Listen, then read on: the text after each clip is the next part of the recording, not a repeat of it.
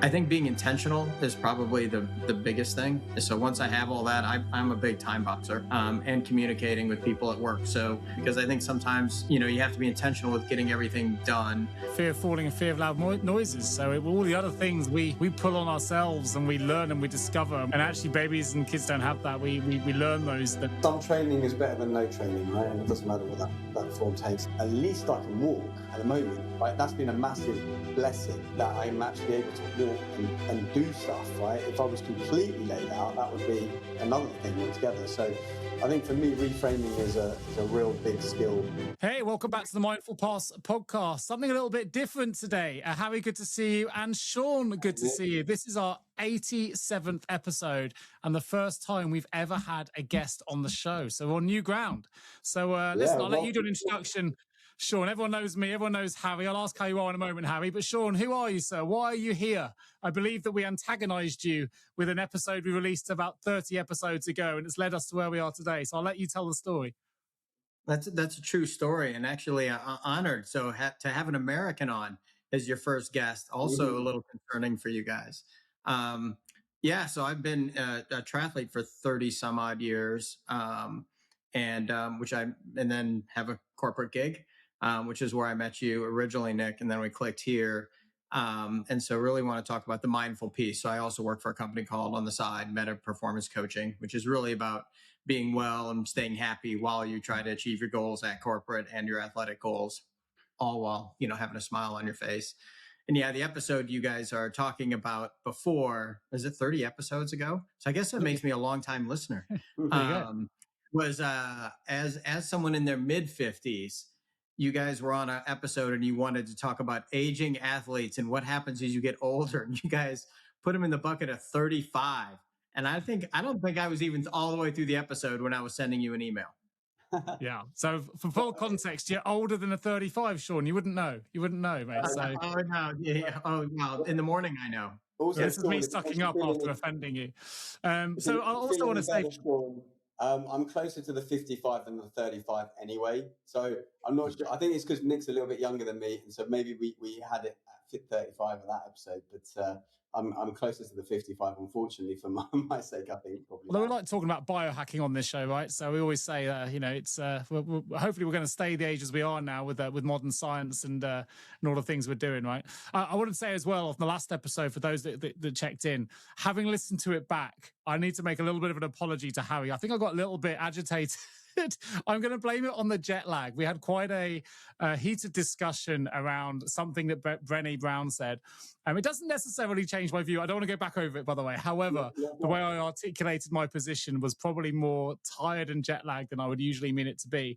It hasn't actually been released yet. It'll been released by the time this comes out, but I'm interested to see how that comes out. But there's a little early apology before we start.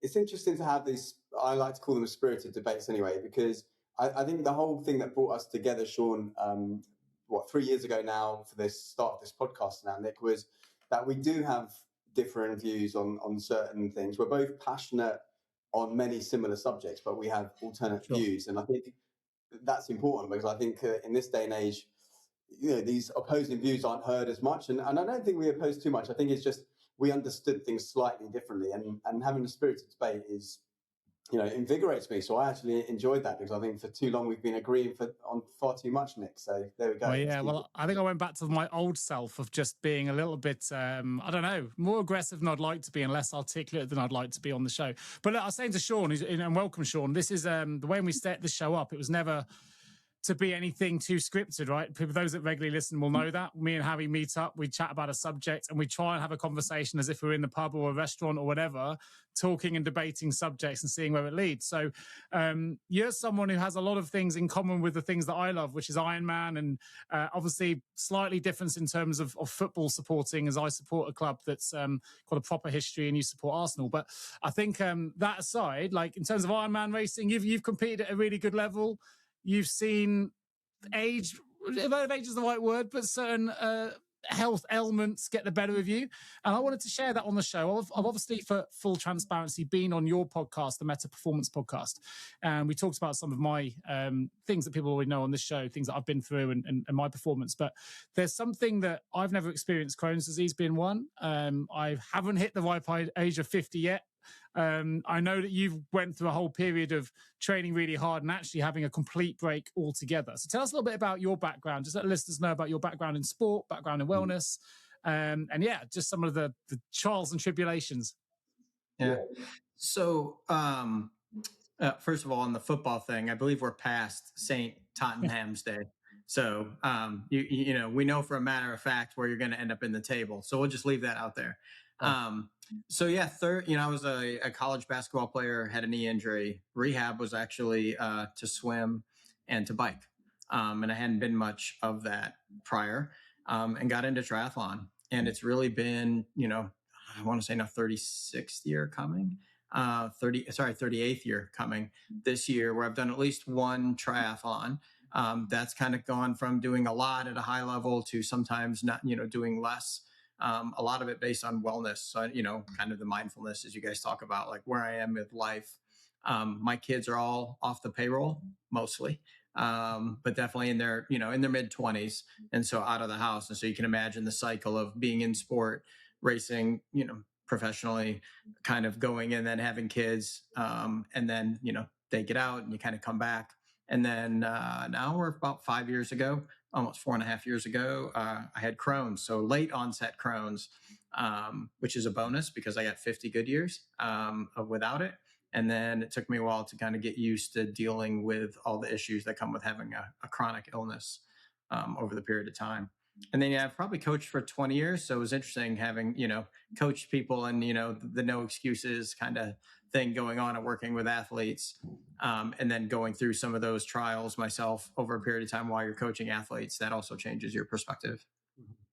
Knowing what you know now, is there anything you would shift? I mean, Tim's, I don't know much about Crohn, so by all means enlighten me, and apologies. I'm not an expert on this at all. Harry probably has more information than I do.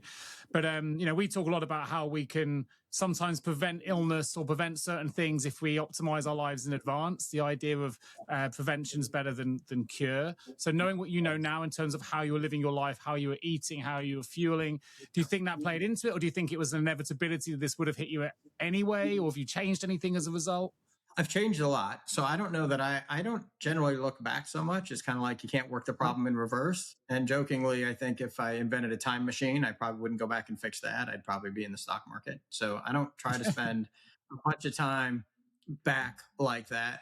It definitely has changed a lot of diet. So Crohn's, for people who don't know, it's a GI issue. And at some level, the easiest way to explain it is your stomach gets extremely irritated easier, and will, you know, could swell up, for lack of a term, get inflamed and close down. You also have issues. So it limits what you can eat. And then there are issues taking in calories. So you can imagine as an endurance athlete, the ability to process fuel is an issue. And for anyone who's done sport, you know that the harder you push, the harder it is to eat and drink anyway. So then you just kind of have to double down on that. And so knowing your numbers becomes a bigger deal. So you end up with kind of like, too technical, kind of like an L1, L2, you know, thing, LT1, LT2, you know, threshold. You end up with somewhere in the middle, like LT1 and a half, because you have this kind of Crohn's bar in the middle for us. And then the day in and day out is a thing. And so that changed a lot of my diet, because a lot of the things that are in the what's good for you, you know, model aren't good for you if you have Crohn's. So if you think about the great diet of, you know, no nuts, so no nuts for me, very little vegetables, no red meat, which is probably fine, no brown rice, no quinoa, no salad, no, like all the stuff that you normally want to lean into. I basically eat like a teenage boy. So, you know, chicken, fries, you know, and then try to get my nutrients where I can, where the places I'm allowed, to keep me, you know, healthy while training. So is it those kind of like the nuts, the vegetables that will then? So it's an inflammatory response of the intestine, basically. Yeah.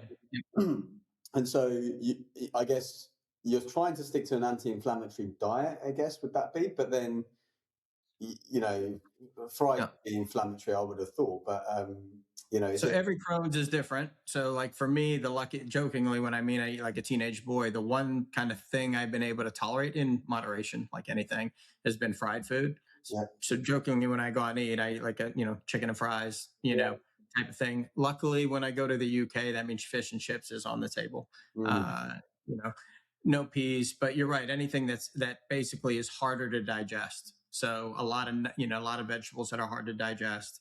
Some I can have cooked. The only raw ones I can have are like cucumbers and bell peppers, like the two raw things, and then a lot of white. Anything that's a FODMAP diet, really easy to digest, which again is kind of different than what you normally have.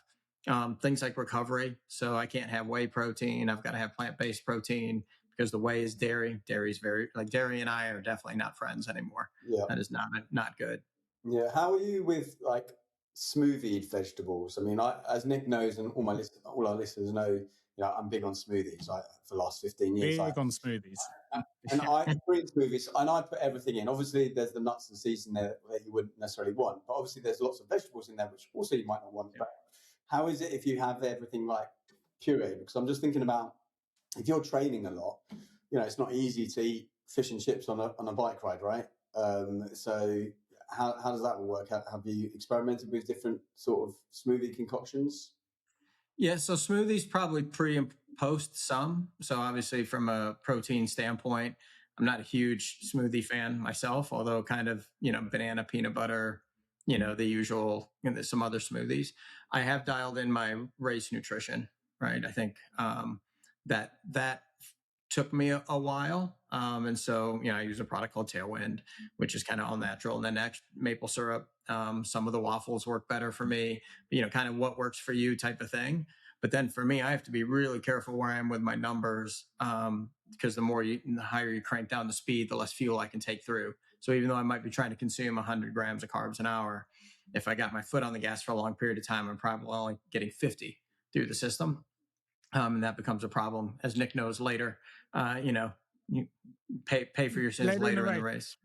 Yeah, we can be graphic on this show, Sean. It's all right. Harry, I think, has talked about his movements more than one time on this show. Yeah, no, my kids, the first half I tried too early, not having it done. I had 2 loops of the run, and I jokingly in the second loop of the run, I didn't get it right. It was my first. Actually, was surprised I made it that far. But there were 5 aid stations in the 6 miles, right, for a half Ironman. And I went to 6 porta potties because I found one at a construction site. So I was N+1.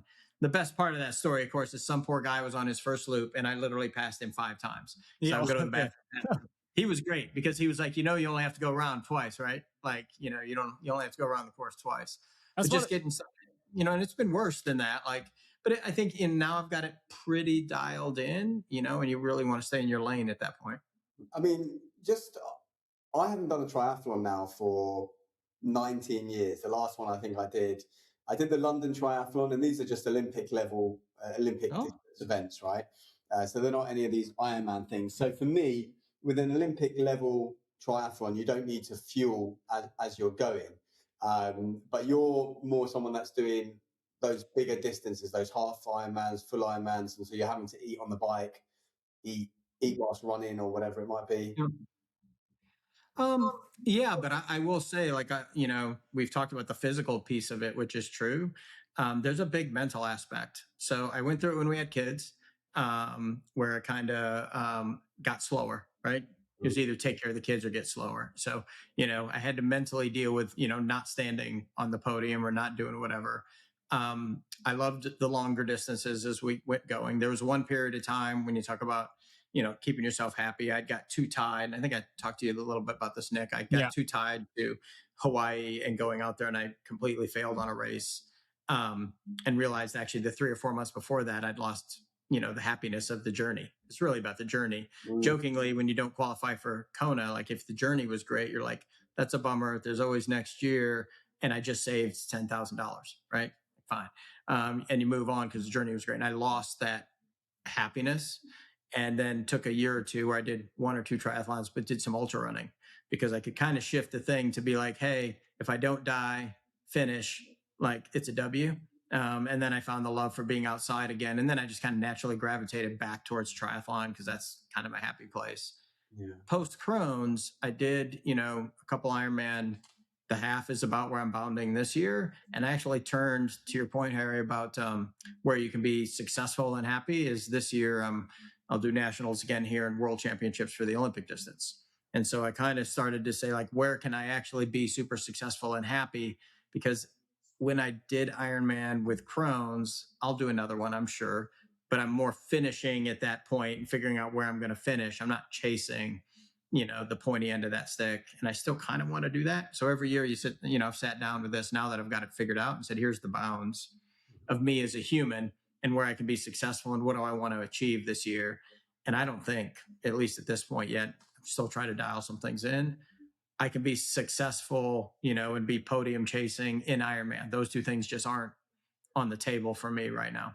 Sean, so I just going to jump in because, I've been in a similar spot. I know I'm younger, I went used to obstacle course race, did it at a pretty good level. I was at world champs and things like that. I did Ironman, I've qualified for the world champs as you have.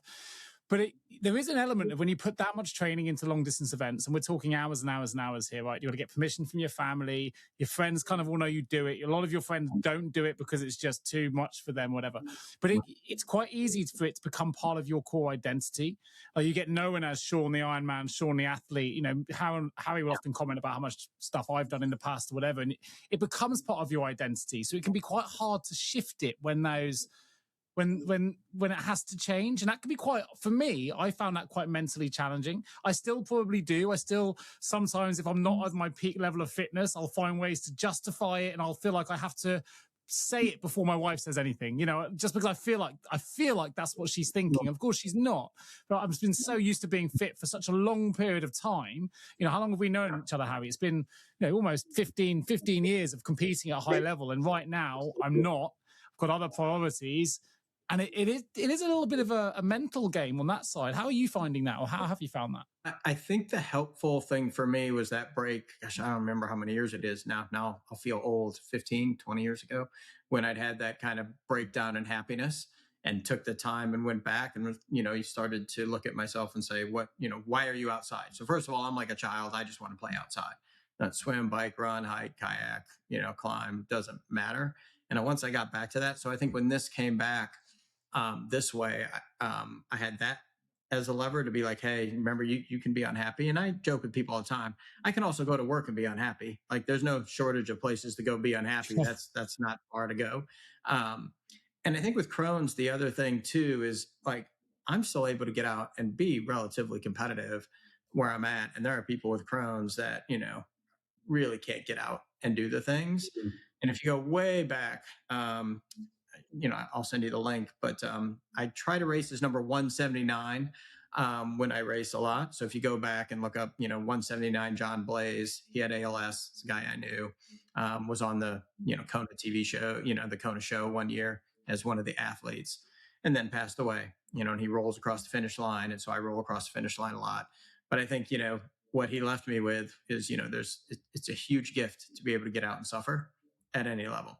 And so, there's a lot of people whenever, Nick, you're going to spend time in the hurt locker. I tell people it's usually not physical recovery that keeps you from going to the next event.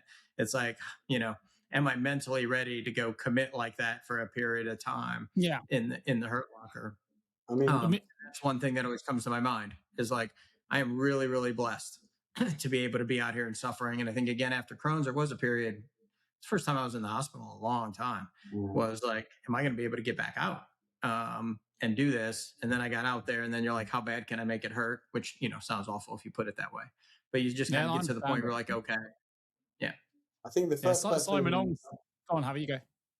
Say that, I mean, you were talking about getting out and doing that with the Crohn's, and a lot of people, they can't. The first person I remember that I think I knew at some level who had Crohn's was when I used to work at the London Stock Exchange here in London, obviously, and I was working in an operational centre, so 24/7 cover. But one of the guys that was working in the ops team with us, he would only work nights, actually, and I'm sure he had Crohn's. I think it was Crohn's that he had.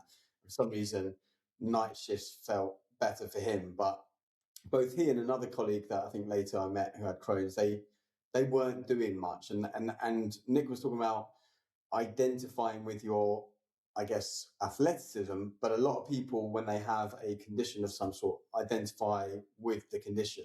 Absolutely right. It seems that you are not identifying with that, but you have a stronger identity, which is that of, I'm an athlete, but therefore it doesn't matter what else is going on for me. That is my modus operandi, as it were, as opposed to some people who have it maybe earlier in life, or they haven't got another hook that they're into.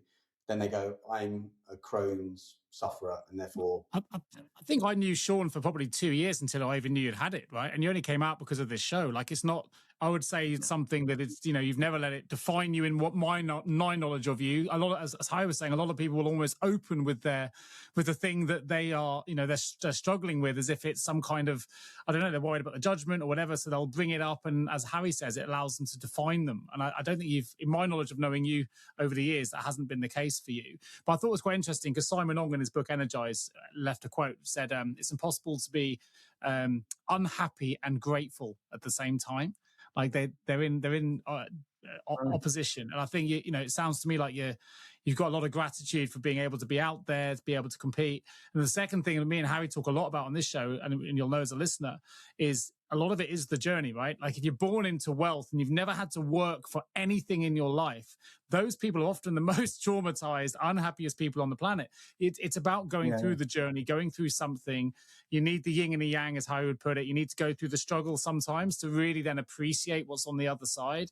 We talk about the Everest idea, where you either climb up it and it takes weeks and weeks of acclimatization, struggle, potential death, whatever, and you meet someone else who's been flown to the top. You don't look at the same view, although you're seeing the same thing, right? It just feels entirely different. And you've been on quite a journey. Yeah, and I think it's, if it's Everest, how much time you spent getting to each base camp, are you enjoying the trek, so if you do go out and climb in the Himalayas, Everest or Lhotse or whatever your boat is, you end up spending a long time, or do you stay too focused on, that pinnacle moment? Puts a lot of pressure on that pinnacle moment. Yeah. But it's really the journey you spend. You think about it, even in an Ironman, right? 10 to 17 hours, 9 to 17 hours, whatever you're out there. If that's your whole happy point, but the amount of hours you put in to do that is insane to be. I actually would argue it goes the other way when you go to like Olympic distance racing. You can race a little more frequently, but now you're talking about 2 hours. And you're really not training that much less, one long ride a week, probably different, like, because you're putting more time in the pool because it matters more. You're running, you still got to get your miles, got to do the, maybe harder track workouts. And now you're down to 2 hours and everything's over minutes, like truly over minutes. How long do you train a week currently versus, say, at your most competitive ever, or as the season goes now? Like, let's say your peak was at 30 years old or whatever. Yeah, so, what were you doing then? What are you doing now in terms of hours per week? So if I go back to when I was doing more Olympic distance, so compare apples to apples, I'm probably not dissimilar. So I know durability is the new tool, the new toy, word that people are using.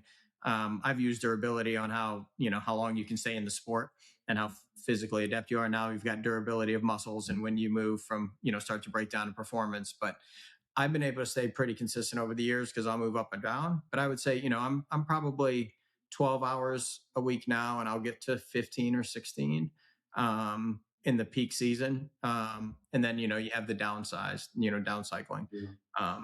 The thing that's probably changed go ahead.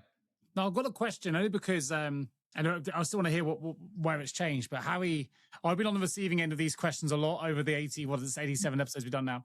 And it's good to get a second point of view. So as someone who's put in a lot of hours for Ironman training, 12 hours a week now, you've got a family, you have your own podcast. In fact, you've had several podcasts.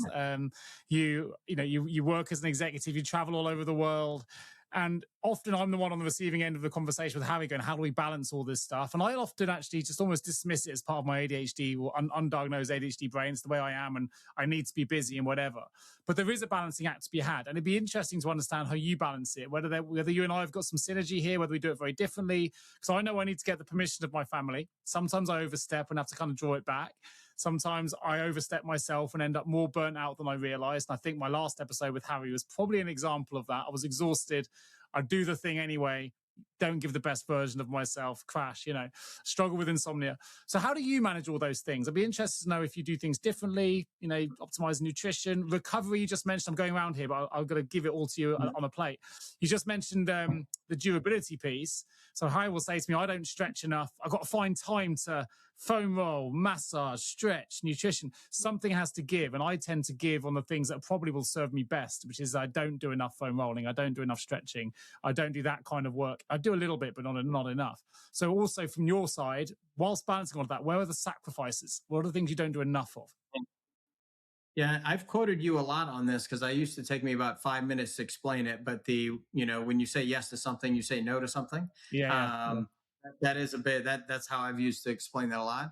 I will say it starts at home. So I used to say basically I had to bring my annual plan to management here at the house because you are not doing certain things.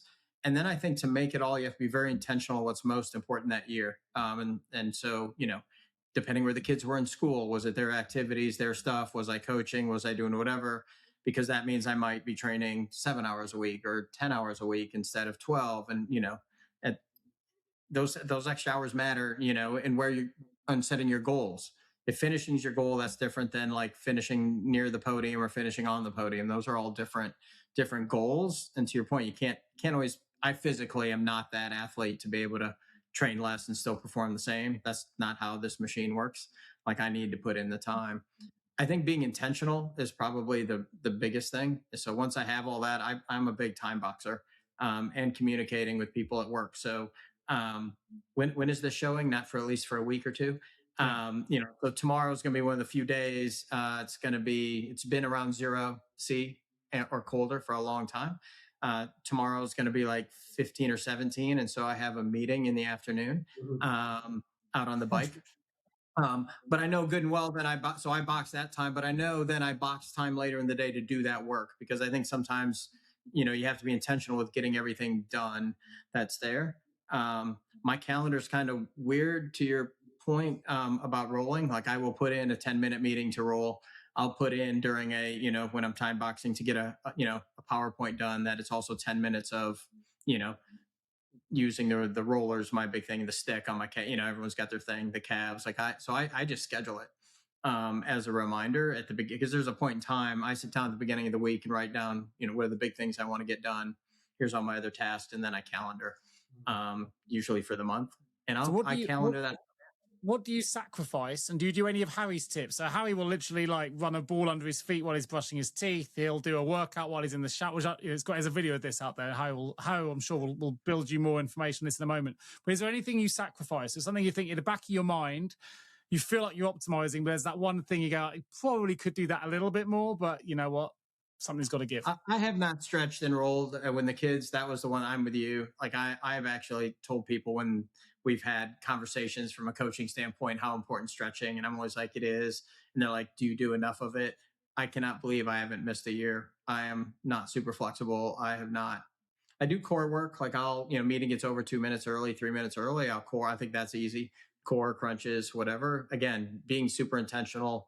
I have an amount of core and crunch stuff I want to do every day. I think that leads to longevity.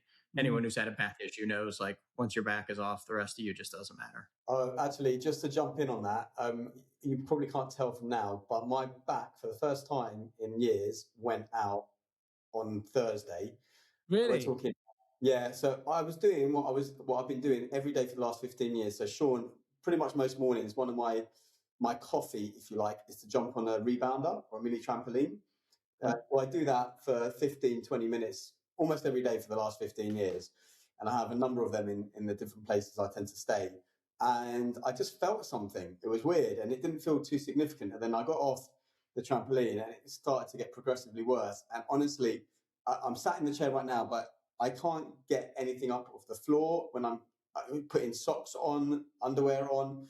It was a 9 out of 10 for a few days. Now it's gone down to a 7. I went to an osteopath about about 3 hours before coming here. I was on an osteopath's table. And then an hour before here, I was lying on my sister's, I don't know if you use these things, PEMF mat, so pulsed electromagnetic frequency mat. So it's like a recovery device. And yeah, it's been such a challenge because I'm physical, but I'm not someone who does what you and Nick do, which is have this desire anymore to do all these competitions. For about 20 years, I haven't done that. Like, I think in 2007 may have been my last triathlon. And as I was getting into that, I think I started to feel patella tendonitis in my knee. I got into a bit more yoga, and then I was questioning myself with it, because as I was doing more and more triathlons, I was training less and less, and I was generally getting better. And so I thought, it's not the challenge. It's not doing it. It's not getting me out to train to do this.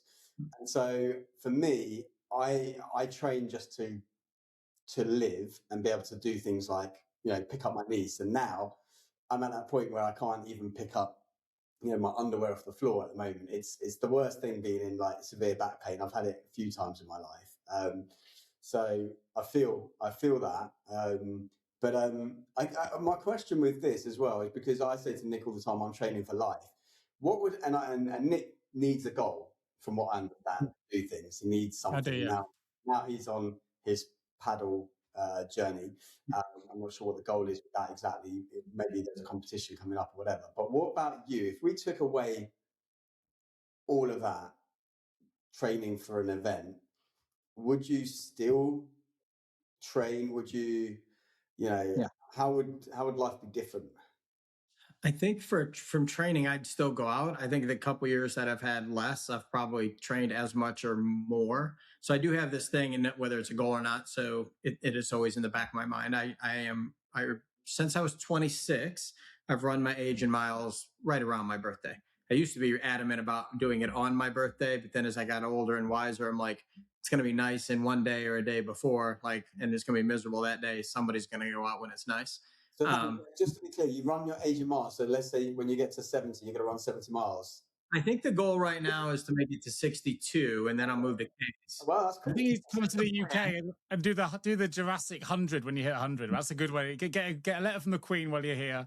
Do the Jurassic 100 when you're 100 years old.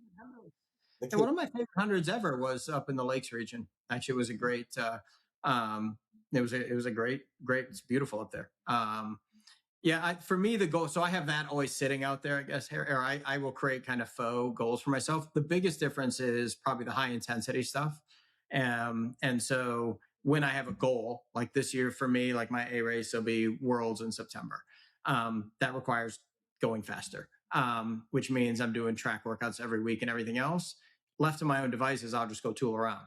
And I think that's the biggest difference. And I think that's a huge advantage for older athletes, because we need the high intensity work. You need the muscular work. You need that stuff that a lot of us will tend to just go out and cruise, left to our own devices, which probably is also bad for me when you think about if you're just cruising, because then I don't go as slow as I need to go slow too. So, you train really fast and really slow. Again, if I don't have a plan that I'm working to and I'm just left out, I'll just go run at the same pace all the time because that's comfortable. Might slowly get, as more miles ramp up, get a little faster, and then it'll go a little slower in the winter. But I need that kind of plan in place to really go slower. And I won't lie, the go slower took me a while to get my head around. But I really enjoy those long runs, really, but it feels almost ridiculously slow. And do you do anything like weights, resistance to support your training? Because there's a lot of hours on the bike, on the feet, maybe in the pool or whatever lake. And I never did, Sean. I never did the weight stuff. I just did the cardio. I don't. That's the give. So that's always been on my every year. Can I fit that? So you get to the beginning of the year, and here's my goal. Here's my corporate goals. Like, how do those line up? Timing's a really big thing too. What quarters are you on? When is stuff going to happen? Because I think that's the stress that's semi-controllable, or at least get way out in front of it. And then it is, how much extra stuff do I want to do? Well, this is the year I'm going to do weight training, and then it drops. I've always just done big gear training. I've lived in hills, so like our last kilometer here is 110 meters up, okay, to the house. So between running hills, riding hills, paddles in the pool, that's kind of how I intermix it. But I definitely don't do I don't touch the weights. When the kids were home, I'd move their weights for them. That was about the extent of calling it weights. Yeah, I think with weights, a lot of people do feel like I don't do as much as I could, but I, for the last maybe 7 years, have had this reasonably consistent once a week pattern. I think I've explained it to Nick, where you're effectively doing 5 or 6 exercises once a week. It takes about 15 minutes. super slow. So 5 seconds one way, 5 seconds the other way, without ever going to full extension or contraction. So you're constantly under load, and it's effectively a chest press, a row, a shoulder press, a lat pull down, a leg press, and then a hinge, kind of almost like a deadlift, but super slow. So 6 exercises, takes me maybe 15 to 20 minutes, depending on if other people are in the gym at the same time. And I do that usually before I teach yoga on a Friday. And that's been my sort of consistent pattern. And I kind of recommend that sort of routine to a lot of people who are doing things where weights isn't their thing, right? But they need to and stay strong. And especially the more I listen to more longevity podcasts, all of this, it's the number one thing is muscle mass and having resistance training as you age. And I'm going to be 50 next year, which is scary to say. So 49 in September. I'll be 49 in September. And so today, I'm thinking, and I literally mean today, I'm thinking more about aging. As I've had my 2-year-old niece playing with me earlier, and she's seeing me struggle to get up because I can't do my core and get up. I have to roll onto my side and then push down and then push on objects. And it just reminded me of my grandmother and my dad towards the end of them trying to get up from things. So for me, strength training would be a big one to include, even if it's like 15 minutes a week. You can get a lot of gains. Bro, we got to talk though about this. We're almost 50 when you're not even 49 yet. Yeah, I like Like, that. Pick up on that. You're not even close to the club. You're like there. I do think like high intensity workouts, which is building muscle mass, right? It's building this, any way that you get that, I think has been pretty consistent messaging from people about how, the anti-aging thing. And I think just dumb luck that for me to compete, it's forced me to do that stuff. And so like, I do it. I think other parts of it is like, I'm generally the oldest cat that I'm training with. When I'm riding and running. And so I think just staying mentally young. And my wife would say I'm 56 going on 19 and only 19 because it makes me legal. So I think that's, that's also important too. Still be a kid and play outside.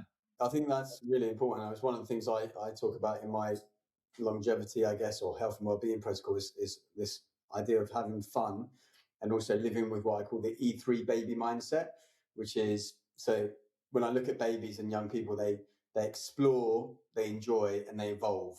And so it's like living with that kind of mindset, I think is really young. You're also only born with 2 fears, right? Fear of falling and fear of loud noises. So all the other things we pull on ourselves and we learn and we discover and we think, oh, I've got to be fearful of this or fearful of entering a race or fearful of, and actually babies and kids don't have that. We learn those behaviors later. I'm just interested to know, Sean, so from your side, obviously a lot of our listeners are people interested in, well, we assume they're interested in wellness or mindfulness and things like that. So all the lessons you've learned, what are the lessons that you would want to share with someone if if someone was listening to this, they were looking to optimize their life in whatever way? They've had their 56th birthday, they're feeling like they're a 19-year-old, but they're looking at someone like you and going, how's Sean managed to keep going and competing for so long and balance his family, balance his work very successfully? What would be your piece of advice? Yeah, similar to what you said. I think, figure out what you want to do and you do you and make your own path. I've told people all the time, and you probably get it too. Part of the curse of, if you've gone long and you've done stuff is people are like, well, I can't do that. Or what are people going to say when they talk to you? And I usually tell them, first of all, just screw them. Like let them talk. No one who's competitive or has done this stuff that I know of will ever give you any grief.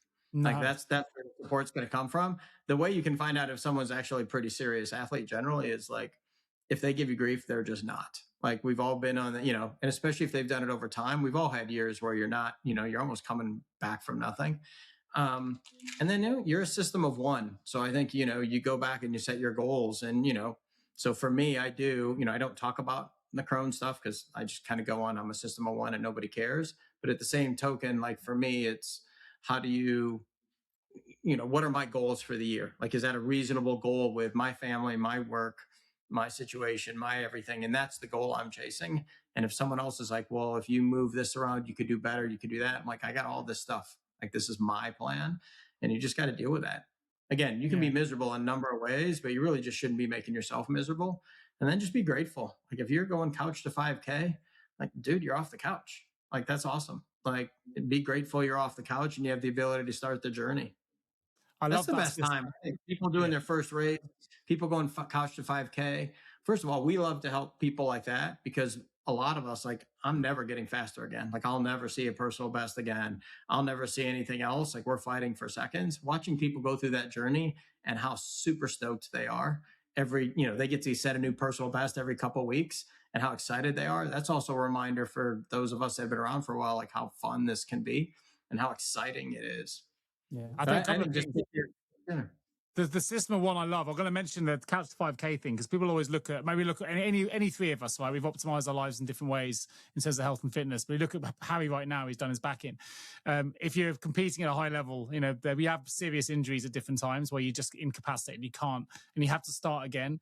Like you always have respect for anyone that's willing to get off the sofa and do it because at some point, whether you're a top athlete or not, there's a moment in all of our lives where we have to start again and our fitness is gone and it takes that motivation to go, I've lost it all. I've got to try and work now to get it back. But the system of one I love, actually, I discovered this of all books. I read a golf book, literally, and it changed my life. It's a few years ago now. And I think it's generally been part of my own mindfulness journey. The golf book literally said in there, when you're playing golf, nobody cares about your score but you. And when you're on the golf course, everyone else plays this, but you'll hit a missed shot, and the first thing you'll do is tell everyone why you hit it wrong. I'd usually putt that. It's because of this. And you realize that no one else cares. They're in their own heads about their own game, right? And as soon as you learn that lesson, the game just gets infinitely more enjoyable. And I read this and it hit me and I was going, oh my God, I was seeing a reflection of me going, I do this. I'm always giving excuses on the golf course. I'm always moaning. Oh my God, I must be a nightmare on the golf course. Was the first insight for me, and it changed. And I've got the same buddies I go and play golf with now regularly, and I know they don't care. Right? They're in their own heads about their own handicaps. The last thing they care about is mine. And I think that system, for one thing, is a real game changer. I think even for me, I think on the flip side, it probably makes you ever so slightly less competitive if the reason you're doing it is for external validation or external competition. But if you're doing it for yourself, it makes you more competitive. It's just you have to get the balance right. So it kind of changed my priorities a little bit. And I remember doing races and I'd give full overviews at the end of why I didn't get a certain time. And going full circle, you were talking about the toilet thing earlier. And a lot of people go, I would have gone under this time, but I had to go to the loo. And it's like, dude, everyone has to go to the loo. You've got to factor this into your race. Like, don't use that as an excuse. The time is just the time. Don't worry about it. No one cares, right? No one cares. But I would ask you, other than your super local races at the top end, right? When people, to your point about the golf thing, last time you were on the podium, what were the names of the people above and below you? Yeah, I have absolutely no idea. You can also only race who's on the day, right? Sometimes you'll win because people turned up or didn't. Like that's it. It's just nobody cares, right? To the point of like literally they were the cat you were competing with that day in the Hurt Locker to beat, and you're like, I have no idea who that was, and there's zero chance they remember who you were. I always think on the Ironman races as well, right? I think a lot of the races you have to finish in 17 hours. Some are 16, depending on the ease of the race, right? But I have as much respect for the person that crosses the line after 17 hours who maybe walked the whole thing in the Hurt Locker versus the pros that do it in 7 or 8, right? They're around the course and they're gone. And I know for me, that's an impossible feat. The times they do is just beyond me. But this other person's been on the course for 11 hours longer than you, and they're still going. And I have as much respect to clap that last person over the line. At that, I don't care what time I've done it in, long or short, doesn't matter. The mental toughness of those people. Keep going for that amount of time. Multiple lap courses, so you're just getting lapped all the time, and they just keep jamming on the whole way. So that mental fortitude is really key. I think the other thing, Nick, is like, when you're passionate about, the difference between passion and dedication, and figure out how dedicated you are to a goal and how passionate you are about it. Nice. Everyone wants to do well. They're always passionate about having a great, whatever time. But, alarm clock goes off at 4:30. You got to be at the pool at 5. It's, minus 10 C, and cold and whatever. Like, are you going? Like, now you're dedicated. I don't miss those days. I don't miss those days. I'll be honest with you. I'm not doing those anymore. So one question. This will be speaking more to Hari's heart than mine. Sorry, Hari. Last thing I wanted to mention here is, are there anything else you optimize outside of I mean, it's all part of it, right? So I know two other areas for my life I don't optimize very well. One is hydration because I don't get thirsty, so I have to kind of set alarms for it. And the other one is sleep. I suffer from insomnia. I don't get as much sleep as the ordinary person. Yeah. But there's also other things that I will always take and recommend. So, for example, for me, creatine I think is one of those things. It's pretty safe. I definitely recommend it, no matter what you're really doing. You know, there's a kind of any things like that. The one thing you'd always recommend nutritionally, or any other kind of hacks or things you go, you know what, I have to get 8 hours, or I don't know, hydration, things like that. I definitely sleep more. So I think one of the hacks I did not realize was so great for me before is I was a 5 or 6 hour sleeper, and that was fine. That's when I would wake up. I That's definitely me. need more like 7 hours now. I wake up more. I'm definitely a recovery matters thing. I do use I'm a 5 ml of creatine thing. I think the thing we kind of touched on a little earlier was if you travel and do other things. And so like you've got to be the two things I would say is you've got to be adaptive, and adaptive in two ways. One, when I travel, I make, or coach makes, she makes. It's tough to live with your coach because you can't hide. But the calendar will make that down week when I travel. So when I come to the UK, that's usually a run, swim only. I'm not bringing a bike, and so I might have a huge bike week before that. So you're adaptive. The other thing that's a little unique with my schedule is I don't have any downtime scheduled. So in theory, the periodization plan is, 3 or 4 weeks on, 1 week down. I have none. And that's because it's going to happen with Crohn's. I mean, I haven't made it to 4 or 5 weeks without. And so I just eat that week when it happens and be accepting of it. And that is probably really tough. And the thing with Crohn's is sometimes you can go back and be like, yeah, that was on me. Like I tried something I should never eaten out. And I'm like, the server looked at me and said there's no dairy, but he didn't look at me with certainty. But I'm like, I really want to have that, or I trust him. And then there's times where it just happens, and you just got to kind of accept it and move on, and know that like adapt your training plan to be like, this week didn't happen the way it was going to go, and now I'm going to adapt, and still try to hit my short-term milestones. Yeah, it's like I say, have a framework, but have flexibility within the framework, because it's all about being adaptable. Where are you coming in from, Sean? Is what I was asking, because you keep saying about the weather being cold and everything. Where I'm in Massachusetts, but we're in Western Massachusetts. We're like 3 hours from Boston, so Eastern United States. So, but up in the Berkshire Mountains, Berkshire Hills. And then sticking on the topic of recovery, I know I still, by the way, Nick, haven't started down the creatine route, although I will be looking into that a bit more deeply. And also peptides. I don't know if you've looked into peptides, Sean, for Crohn's. I'm not sure if it helps or not. But what are the, if any, recovery devices you might use? Because I know, for example, the last few days I've been going strong with my infrared light devices, which has helped with my pain, as well as my Theragun, and sometimes the ball when I can get into it. Or we love a gadget on this show, Sean. We love a gadget. I know. I was listening to your episode. Anything like that you use? I was listening to the show a couple of shows ago where Nick was going through. He was getting infrared, getting all the stuff, and he had like all the things. And I kept coming to show by the way, the tennis elbow is honestly recovering much quicker than the doctor suggested, so it's working. The thing that came to mind, because I knew it was going to come on here and it might come up, was the Rocky Ivan Drago thing. Yeah. So I don't use a ton. So I definitely I'm adamant about, I call it the window. So what I eat 2 hours before, I'm adamant more general now.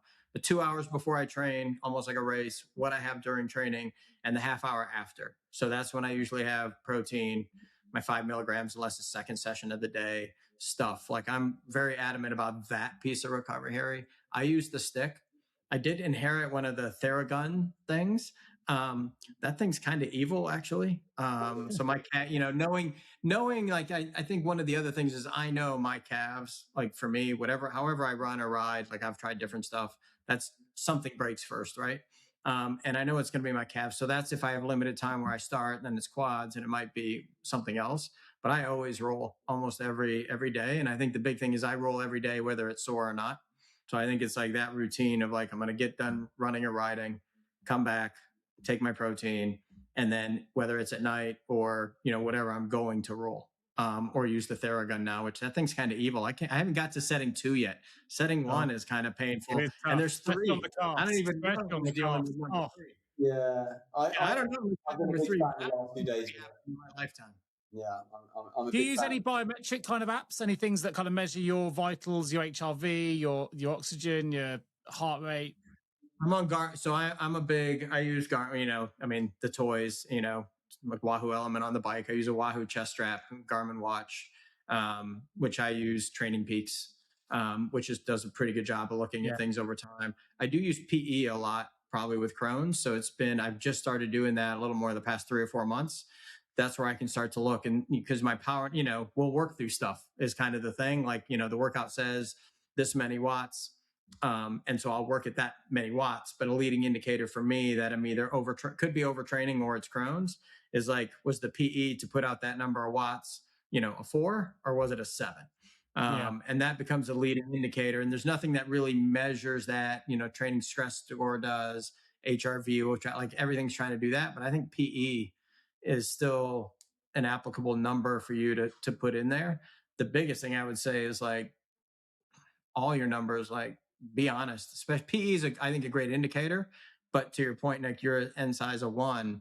Like I don't need, be like, I don't need to put in a PE at 2 so that people see that I look like I'm, a stud out there pushing these watts when it was a 7, because that's going to come back but that's not going to help me with my end game, or it's not going to catch me early to dial training back if I'm getting overtrained. Do any of the metrics? I mean, Harry's spoken about this a few times, where sometimes you'll get an HRV rating change.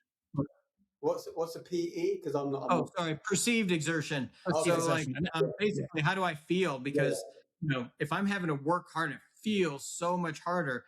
Training Peaks, I mean, the heart rate might even still be similar, especially if you're doing harder sets, because the range is tighter, Yeah. right? And so you're fine, you look fine in the numbers, but that thing felt tremendously hard. Yeah. To me, that's and I asked that of my athletes, like, how did that feel? And don't tell me it was fine. Like that, the answer fine never, that's fine when it's actually fine. But we all know, especially as you age, I do most of my training with PE. I've never trained to heart rate. I have trained to power on the bike, but otherwise, nearly everything I've done has been PE. To be honest, and I had those a version of about 9 this morning, getting up out of bed. So that's my PE this morning. Sean mentioned LT earlier. For those listening, that's lactate threshold as well. So if you want to get the acronym earlier. But does your any of your devices, like your Garmin, do they tell you when you might have Crohn's coming on before you know? So for example, me and Harry talk a lot where HRV's gone up, but we feel fine, and then 24 hours later we're sick. Some of the signs were there.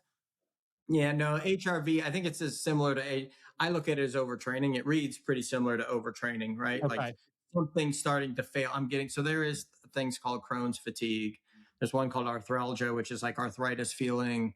But you don't have you have the arthritis feeling and the pain, but you still are operational. It's not bad. It's not as bad for you. Just kind of miserable. So there are some leading indicators. And I think just leading through those, because I think, when you're racing, you teach yourself, or really hardcore sessions, it's all about ignore and override, right? Adapt on the fly, but, might adapt some nutrition, but like every decision is, can I deal with this? Tell yourself, what's going on up there when you're in the hurt locker? What do you do? What's your mantra? How do you push through the hurt locker? Either racing, Crohn's, whatever it might be, when you're in that space. Yeah. For me, I try to be, a little old school. Can I be a cyborg? So every decision is, is this really a functional problem? Cramp. Do I have something that's physically breaking, or is this just hurt? Like, and that's what you train for. Like, to be comfortable being uncomfortable. Yeah. Right. You learn that. And I think that's the part that I've had to adapt for, because, I can ignore and override a lot of stuff. But if I dial today back because I was feeling bad the last couple of days, I might be back in 1 or 2 days, right? I just get extra rest. If I do it again today, will that create 3 or 4 day gap? And so the betterment of the long-term goal, is it the right decision to ignore and override all the time? And I think, people, my Gen X racers, I think there's a lot of good that comes from it. You still see a lot of us being super competitive in the overall, not just in our age group. Yeah, and sure. I think that comes from, we go ignore and override the weather. We just don't care, right? And somehow we got that. But I think we're also like at a point where that can be the end, of you physically. Harry. It's tough. I think the biggest thing is like to be happy, and have a check-in. To your point, Nick, I think the biggest thing is, my wife does not really race. She's, quote unquote coach and whatever around here. But if I'm starting to go bad, I'm 56 and still get grounded. Um, and I think you need that, you need that support group that keeps you in line. To be honest, just one of the reasons I'm still right, like the amount of food difference when you said how much is adapt, she should probably put out a book, a Well, that's cookbook. they're the things people don't see, though, right? I mean, Harry can say that, I'm fit, or I can celebrate achievements, but they all happen because I've got a partner who's allowed and enabled. Enabled's a better word than allowed, but it's enabled. We work, together to get. It's a joint win. It's never you never do it as an island, right? She's my When you sports guys, massage therapist. She's my therapist anyway, right? My best friend, my support, the one that's cheering me on, the motivation. A lot of the time when you're at these races in the Hurt Locker, and you know that in 3 miles I'm going to see my wife from the corner. Gotta look strong when I get there. All those little things that keep you going. So yeah, and it doesn't go Well, to underestimated your for sure. point, she doesn't like. I don't. I'll finish if I'm racing and she's not there. And, I'll finish text or someone will text just that I'm done. Yeah. Couldn't give a shit. Like if I medaled, other than last year, she wants to go to Spain. So other than that, she was like, "Did you finish well enough to go to Spain?" But actually, that didn't care, right? And so I think that grounding of like, "Are you okay? Are you happy?" That's all Yeah, you need. And that's yeah, nice. the amount of food, the food in particular here, like she's taking one for the team. Cause I know when I'm gone and she has friends over, she's making lasagna, she's making food with cheese. I've got I married an Italian who doesn't get to use real cheese a lot, which, she's taking one for the team. so that's actually an interesting point, because both of you obviously married, and so when you're coming in from that 2-hour training session, you've got presumably someone has cooked, so you're not having to then spend another hour on your feet cooking when you get in to refuel your body, or they kind of basically taking care of you in that respect. It depends. Like I would say here, it depends. I mean, we had 3 kids solo. My wife, now she's a librarian, but she was a partner in a law firm before and growing that firm with another partner, so she wasn't as available. I think the deal was always, um, you know, other than a couple rides and maybe post race stuff like hard races, I have to be I got to be a husband and a father. For me, that was the number one goal.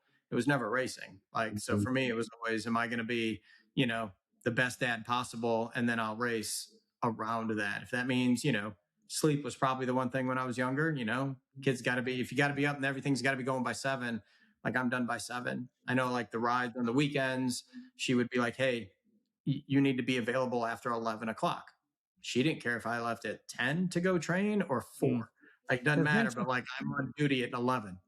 there's an interesting thing in there, and not everyone will understand this, and I'm hoping Sean will. I'm not using it to curry favor, but sometimes to be the best dad or the best partner, you also need to be able to train. So it's like there is that balance, right? And people go, I can't believe I can't believe your wife lets you do this, that, and the other. There's kind of the comments you'll hear. And it's like, you know what? I'd be a worse father if I couldn't do those things, because they're really important to me to do. It's about getting the balance of making sure you're still present enough to do the things you want to be, but also not being completely. It's a really weird thing to say. It's not that you don't want time with those people all of the time, but there are some things we just need to do for ourselves. And if you can get that balance right, that's the perfect world, right? Where you can tick your boxes, get your training in, do what we need to do to be ourselves, and then you can really. I feel like then I can really show up. Like if I've done a workout early before they've woken up on a Saturday morning, I feel like I'm way more present knowing I've got that out the way Yeah. than I am if I haven't been able to do that thing. But I think a lot of people struggle to understand that. I don't know if you've come across something similar, if this is just me Yeah. thinking this way, but I feel like I'm better If as a you get parent. out of the way early, for me, not having it hanging over me, like I feel like I am accomplished. I'm a little tired. I think that's a big deal. And there's actually stories where between life and stuff and kids, my wife has just said, go run, like Yeah, go get your mine has shoes as on. well. Just get out of the Yeah, house. Go on. yeah, kind of a weird thing. It's like she probably Yeah, could use more help right now, but like you just need to go run for an hour and run I guess. hard and come back, basically, enjoy your time for half of it and the other half get your shit together. Yeah. And then come back in here and think about it, because, that's where you kind of, and that's my happy place. That's my place where I think that's where you kind of reset. Like, okay, I know I was getting stressed, but like, everything's really good. Like, I don't know why I'm being such a dork. I mean, I'll get back home and kind of get back together. Yeah, And that's nice. where it is a lot, for me outside, that is I think where I get the worst, stress and whatever is where you have to take, taper time's always hard, right? You're in that, Horrible. Yeah. yeah, it's horrible, right? Which is kind of weird because you're home more, you're training less. You'd think you'd be like great, but you're like, that's not my routine. My routine and where I think and where I do stuff is out and about. Yeah, taper time for those not familiar is when you massively reduce your exercise pre-race or pre-event. So you're fully fired up, you're the fittest you've ever been, and then you got to stop, and it's like it's like it's tough. Yeah, So my wife, Nick, calls it, because you're like a child who is a whiner, is she calls it weaning, because it's like weaning. you're weaning someone off weaning them off something, how whiny and cranky they get. So she doesn't call it tapering. She says, "Are you weaning?" Which Yeah, I also like that. makes me a wiener at times, which is also uncool. But that's why. But she uses the term weaning, which Nice. is I might probably adopt more that. apt. I'll share Yeah. it. The biggest thing I say is just get out there, like, and just be adaptable. To your point, your hair is like, you're better, starting every workout. I think being consistent king and being adaptable. So even if you're going couch to 5K, I'm going to go out 5 days a week. Yeah. If you make it 20 feet, like that's 20 feet further. You put on your run shoes, you came back, Yeah. like it just builds that pattern. And, then it's 40 feet, then it's 50 feet, Yeah. but you did it. And, honestly, if anyone gives you any crap about that, screw them. Like, you do you. Yeah, some training is better than no training, right? And it doesn't matter what that form takes. And that's what I'm reminding myself of at the moment. And I've got this WhatsApp group that we do monthly challenges in. And normally each month it follows one of the core components of my energy model, so the B, E, A, and T. So we're back to B, which is all about brain. And so this month it's all about reframing. So like, you might say to yourself, whatever it is, oh, I've got to get up this early and get to work, to, I'm grateful that I have a job that I can go and work at, right? For me, my thing yesterday, I think, was around my back, obviously. Instead of thinking to myself, look, I'm in so much pain, I can't do anything, I'm thinking, actually, at least I can walk, right? At the moment, right? That's been a massive blessing, that I'm actually able to walk and do stuff, right? If I was completely laid out, that would be another thing altogether. So I think for me, reframing is a real big skill to cultivate and develop. And, you were talking about gratitude earlier. For me, it's all about gratitude. It shows, improves your health, improves your ability to sleep, right? Yeah. All of these things, right? And stress is the big component that. Yeah, bro. Somebody, as I always say, somebody would trade places with you. Yeah, exactly. Yeah, Don't nice. get too upset. There's somebody who would be so fired up, So don't throw a little shine on yourself, because everyone always gets real upset, right? And is like tossing shade on themselves about how bad I have it or I'm not doing well. But same thing. Like to your point, Nick, going out to the end of an Ironman, like just when you think you had it bad, first nobody cares, and secondly you're like, okay, I had an okay day. Like I gotta shut up, like and be grateful. I always talk about it in the terms of a glass elevator. It's not mine, it's Michael Neal's, the coach Michael Neal, but he always says, what level are you viewing the world from? Can you raise the level? If you're viewing from level 1, which is all poor me, whatever, raise the level and look at it from a side and then go higher again. How high can you get that elevator? How broad can you look at the world? And then it looks different. It's we've done a lot of podcasts over the years, Harry, around how you view things and how things look different to different people. And if we can change your perspective, you can change how you feel and change how the whole thing changes. So listen, what a great episode to have a guest on. First one ever. We've had a guest on Mindful Path. Sean, thanks so much for joining us today. It's been great, man. It's been good to speak to a fellow triathlete, fellow athlete, generally someone who, a listener as well on the show. It's been great to have you. So thanks for joining us today on the episode.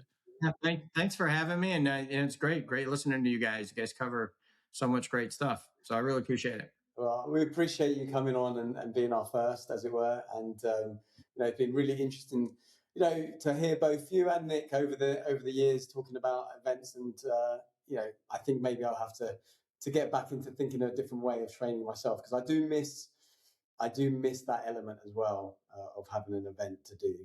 So that might be. I think that's what this show's about, right? If we can have guests, whether it's you and me, Harry, or someone like Sean, it can make us think differently, or make us say, maybe there is one thing in our life we can just do a little bit more of, or optimize, take that action, as you were talking about, Sean. Hey, this podcast is doing what we set out to do, right? Just make people reflect on their own lives and think about what they're doing. Can they optimize somewhere? Can they be more mindful? Can they optimize their wellness? Can we make a little hack shift, buy a new gadget, change the way we sleep, do something we eat, drink, whatever? If that helps optimize your life so you can live longer and be happier, then hey, we're winning, I think. So it's been good. That's what it's about. Yep. There we are. Except for buying a gadget. I'll leave that to you guys. Yeah, we do like the gadgets. Well, if you enjoyed the episode, please do follow us on Instagram. You can find us at mindful_pass_podcast. And yeah, we're going to, by the time this one comes out, the last episode we recorded will also be out. So I'm looking forward to the feedback on the Brené Brown as well. We'll see where that goes. Not my best self. So yeah, clearly I've got to let that go now. But I've really enjoyed this one. So Sean, thanks so much for joining me. Harry, good to see you, mate. I hope your back gets better very, very soon. Yeah, thank you, Nick, and thank you, Sean. Nice to hear your story. Thank you for joining us.